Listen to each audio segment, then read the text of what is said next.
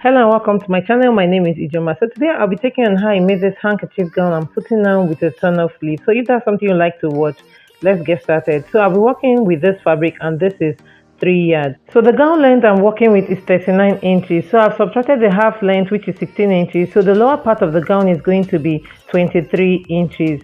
So to the 16 inches I added 1 inch. So the 1 inch is going to take care of the sewing allowance. So half inch at the lower part and at the upper part half inch to join the shoulders together. So to know what to cut or the wideness to cut, you place your tape at the nape of your neck to where you want your sleeve to end, or better still, another way you can do this is to mark half of your shoulder measurements. And when you mark half of your shoulder measurements, then the next thing you do now is to place your tape to where you want your sleeve to end, or mark your sleeve length. So that's what I did here. So I have 16 inches here in total. So because this is a cut together sleeve, I'll be cutting the front and the back together. I have my zipper allowance here and this is the center front. So the next thing I'm going to go ahead and do now is to take my measurement. So the neck width. So the neck width I'll be working with will be 7 inches. So this is a drop neckline or a wide neckline. So you can go ahead and use 8 inches if you want yours to be so wide or to drop. But I don't want mine to drop so much. So I'll be making use of 7 inches. And the next thing I'm going to do after marking this 7 inches here now is to mark the sleeve length I want to work with. So the sleeve length I want to work with is 8 inches. So I'm going to mark 8 inches here. So the neck width is 7 inches and the sleeve length is 8 inches. So after that, the next thing I'm going to do now is to mark the neck depth. So I want to make use of the same neck depth for both the front and the back. I'm marking 1.5 inches for the front and 1.5 inches for the back. And the next thing I'm going to do now is to connect to the neck width. So after connecting to the neck width, the next thing I need to do now at this point here is to come down by 1 inch for the shoulder slope. So after marking this, I'm going to connect from the neck width to the 1 inch marking to form the shoulder slope. So this is the neck width and this is the shoulder slope. So the next thing I'm going to do now is to mark the sleeve opening. So for the sleeve opening, I'm going to be making use of 9 inches. So when you're marking the sleeve opening, you need to consider your bicep. So if you're on the bigger side, you can make use of about 11 inches. So another thing you need to also consider is that at the end of the day, you're going to be closing the sides and also the upper part of the sleeve. So these are going to affect the opening of your sleeve. So you need to put this into consideration when you're marking your sleeve opening. So after that, the next thing I'm going to go ahead and do now is to extend this marking. So the next thing also I will do now is to bring this down to form the sleeve opening. So I'm going to mark from the center front. I'm going to mark what I have at the shoulder here. So what I have here, I'm going to be bringing it down. So I have 15 inches here. I'm going to repeat this 15 inches, impute it down here. So after marking 15 inches, I'm going to connect with a straight line. So after connecting this now, I have my sleeve opening. The next thing I'm going to go ahead and do now is to impute the horizontal measurement. So at this point, I'll be marking quarter of the bust circumference. So quarter of the bust circumference I'm working with is 10 inches. So I'll be adding half inch for ease. So that means in total, I'll be working with 10.5 inches. So I'm going to mark 10.5 inches here. So next, I'll be marking the waist circumference. So the waist circumference I'm working with is 34 inches. So quarter of 34 inches will give me 8.5 inches plus 1 inch for that. So I'm going to mark 9.5 inches. So 9.5 inches will place me here. So the next thing I'm going to go ahead and do now is to mark my sewing allowance. So I'm going to mark 1 inch here. And also on the waist, I'll be marking 1 inch. So after marking my sewing allowance, the next thing I'm going to go ahead and do now is to connect. So the next thing I'm going to go ahead and do now is to form the curve, just like I'm doing the armhole curve that connects to the side. So after doing that, I'm going to mark where the dart is going to start from. So the bust part measurement I'm working with is 8 inches and half of the bust part measurement is 4 inches. And I'll be adding half inch sewing allowance. So that will place me at 4.5 inches. So I'm going to mark 4.5 inches here for both the front and the back. So to know where your dart leg is going to stop, for the front panel, you're going to stop after the bust point, like 1 inch below the bust point. So the bust point I'm working with here is 10 inches. So instead of marking my dart leg to 10 inches, I'm going to come down after the 10 inches and stop at 11 inches. So that leg for the front shouldn't get to the bust point. So from here, I'm going to connect with a straight line to form the dart leg for the front panel. So for the back panel, the dart leg is going to stop 1 inch before the bust point. So since the bust point is 10 inches from the shoulder, I'm going to stop at 9 inches from the shoulder. So that's the difference between the back length and the front dart. So the next thing I'm going to go ahead and do now is to notch this. So it will tell me where my dart is going to start from. And also at the shoulder, I'm going to notch so I know where the shoulder ends. So when I'm sewing, it's going to be easier for me to sew. The next thing I'm going to go ahead and do now is to cut this out.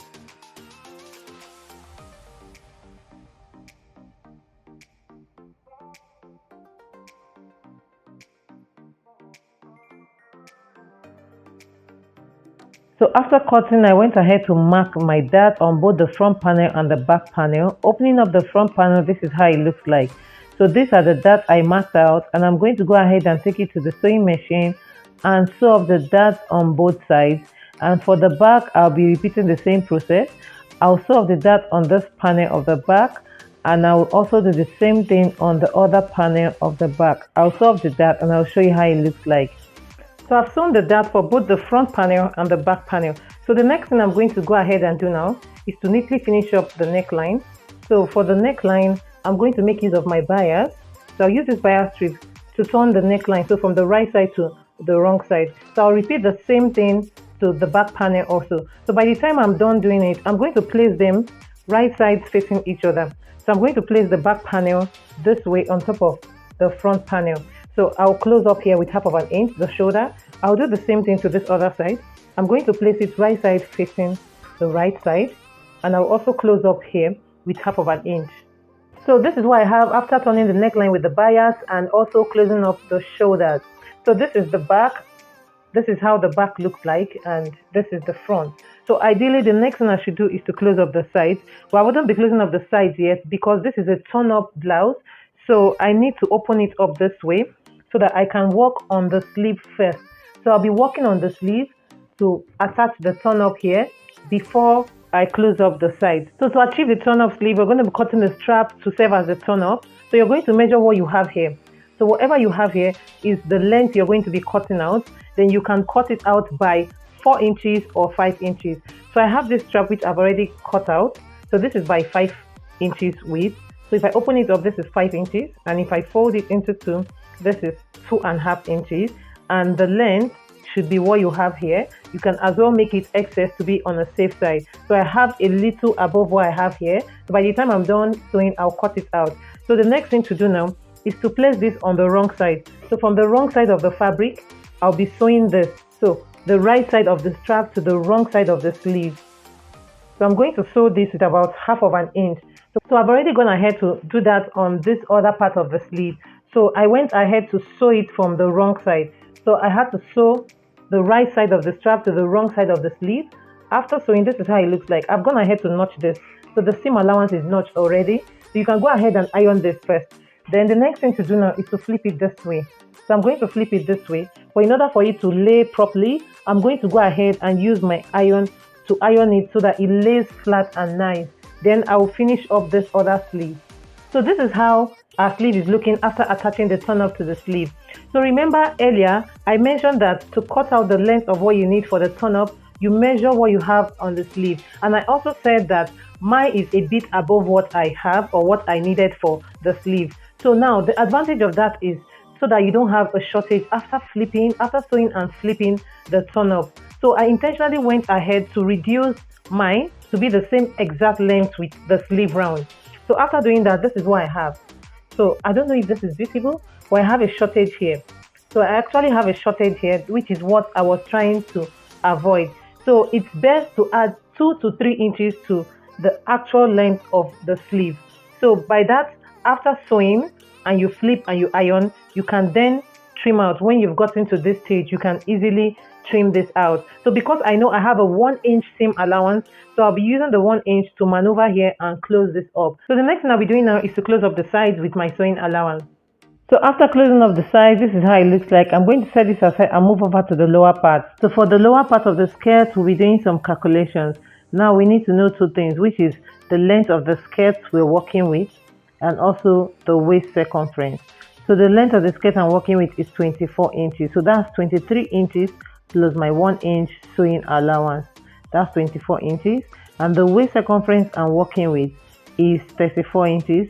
Plus I need 2 inches for zipper allowance. So that will place me at 36 inches. So the next thing to do now is to determine the radius of the skirt we want to cut. So because this is a full flare, which is a 360-degree flare, we're going to divide the waist circumference by 6.28. So the 6.28 is a constant in mathematics to determine a full circle, the radius of a full circle. So 36 divided by 6.28 places me at 5.7. Okay, so now that we've gotten the radius, in order to know what to fold so that we don't waste our fabric, we're going to add the 24 inches, which is the length of the skirt, to the radius. So 24 inches plus 5.7. So that will give me 29.7 inches. So you can go ahead and approximate this to 30 inches. So that means when I want to cut out, I'll be cutting out 30 inches. I'll be folding by 30 inches. So at this point, if you want your skirt to be more exaggerated or more pointy, more handkerchief effect, you can go ahead and add about 5 inches more to this 30 inches. So I'll be working with this leftover fabric here. So because this is a full flare or a 360-degree flare, you will need to fold your fabric into 4. So I've gone ahead to fold my fabric into 4. So I folded into 2, then into 2 again. So this is the open end and here is the folded end. So the next thing I'm going to go ahead and do now is to measure what I have. So I'm supposed to be measuring 30 inches. So I have 29.5 inches. So because I'm short of fabric by ½ inch, I'll be working with 29.5 inches. So I'm going to make sure that the 4 sides are 29.5 inches. So another name for this flare is called a square flare. So if a square means the 4 sides are supposed to be equal. So I'm going to make the 4 sides 29.5 inches. So that's what I'll be marking, 29.5 inches round.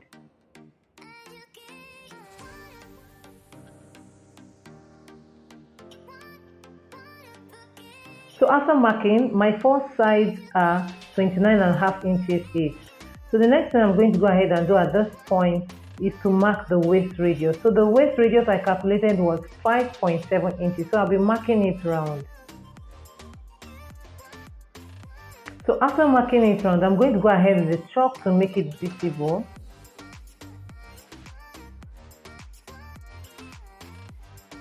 So at this point, you can go ahead and cut this out. We're practically done with the skirt.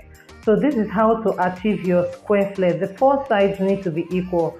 So now I'm going to show you the difference between this square flare, which is also known as a handkerchief flare, and the normal circle flare that we cut.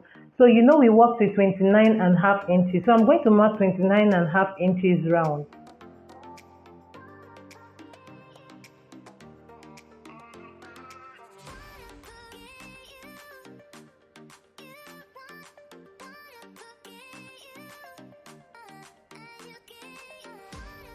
So normally when you're drafting your circle flare, this is how it's supposed to be. So this is how we draft our circle flare, right? So now the distance between here and this point is what forms or what gives us the handkerchief flare. Okay, so this is what is going to drop as the handkerchief. So this is the best way to cut your handkerchief or your square flare.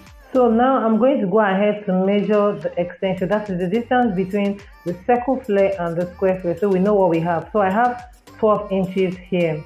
So the next thing to do now, if you want to also extend this with about 5 inches, because I have about 5 inches here. Now you're going to place your ruler this way to the extension you want to extend it by, just like this. So you can give it any shape of your choice.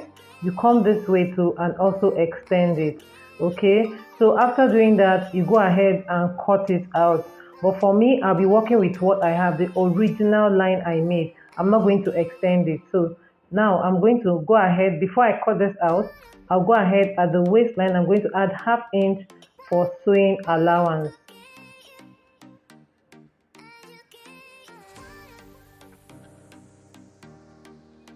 So after doing this, next thing I'm going to go ahead and do now is to cut this out. So after cutting, this is how it looks like. I'm going to go ahead now and give it a knot at the upper part. So I need this knot to help me align it to the top part of the gown. So now, you know that this skirt doesn't have a side seam. So it's going to help, the knot is going to help me know the center front, the center back, and also the sides. So I'll open it up this way. I already went ahead to use my pressing iron to iron it. So it's already giving me a crease line at the center here. So this part is going to be the zipper allowance. So it's going to serve as the center front and also serve as the center back.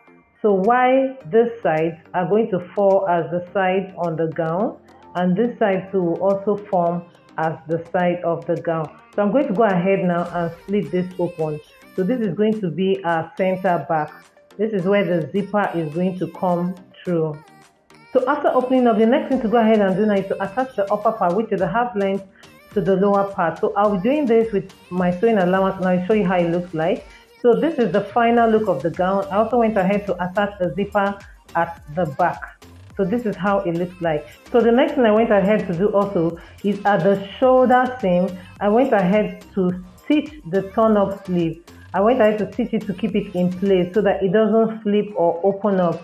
So after doing that, you can now see that the gown is practically ready. So this long side of the gown actually forms the handkerchief part of the gown, the extension, while the short part is the original length, which is forming the front and the back of the gown.